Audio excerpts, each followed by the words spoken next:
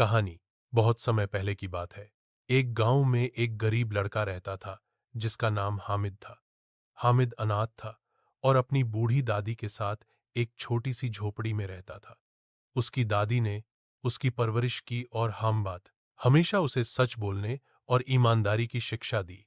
हामिद रोजाना सुबह अल्लाह का नाम लेकर काम की तलाश में निकलता। वह लोगों के बागानों में काम करता, मवेशी चराता और कभी-कभी बाजार में पानी बेचता ताकि थोड़े बहुत पैसे कमा सके।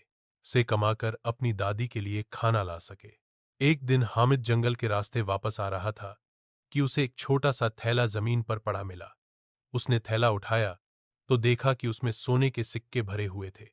हामिद हैरान था, न हुआ, और सोचने लगा, यह सिक्के मेरे नहीं हैं। हो सकता है किसी का कीमती सामान गुम हो गया हो। मुझे यह वापस करना चाहिए। वह गांव के चौधरी के पास गया और सभी बात बताई।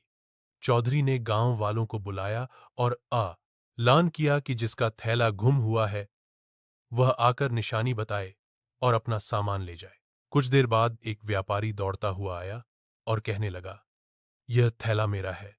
इसमें 50 सोने के सिक्के हैं और एक चांदी की अंगूठी है। यह है। हामिद ने थैला उसे सौंप दिया।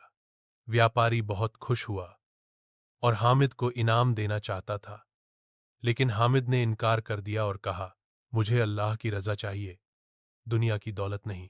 चौधरी और गांव वाले हामिद की ईमानदारी पर बहुत मुताथर हुए।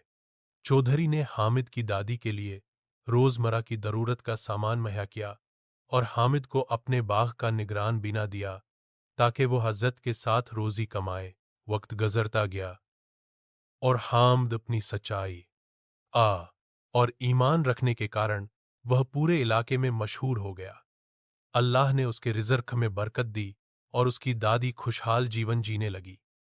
लोग उसकी मिसाल देते और अपने बच्चों को उसके जैसा बनने की नसीहत करते।